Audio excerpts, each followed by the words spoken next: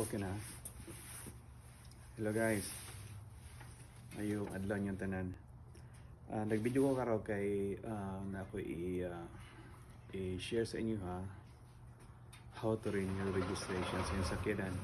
Kay naalala na ko sa una, nagpa-renew ko sa sakyanan sa Pilipinas. Well, biktima ko sa fixer. Nagdubli kong bayad. Karon ako ba sa Pilipinas mabayad kag bills? Kung mabayad kag bills na naka sa machine like 7-Eleven or sa mall, dito naka sa machine magbayad na ka. Dire magparehistro kasi mo sakyanan like this one, renewal registration. Na-i-kiosk nila din yung machine. I-feed in mo information dito, tagaan na kag sticker o kaning hindi na kumagi fixer. May na lang mahitabo diha po sa Pilipinas.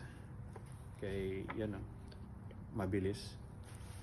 Tapos sa Pilipinas na pa yung mga fixer, magastusan pa ang mga tao. May tabo ni. Pangitaon ako ni dire, follow me. Ang sticker last year is 24 is blue, karon nga bago is kulay gold.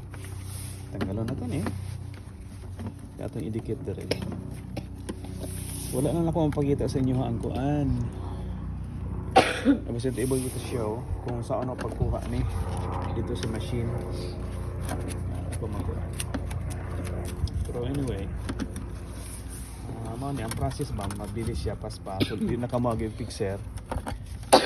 Makasave ka time, makasave ka og money. Alright. Tanggalon tani siya niya ito yung taon niya siya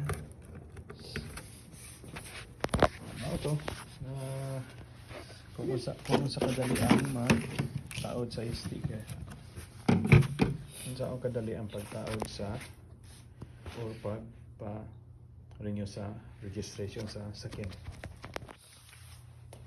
Usbon ko mahinawat ko ng unta i-share ninyo yung mabot ni si LTO makahimo po sila ginani bitaw pamagi aron paspas ang kalakaran, mabilis kung dili pa magasto ang tao. Okay, daghang salamat. Ano to? Bye.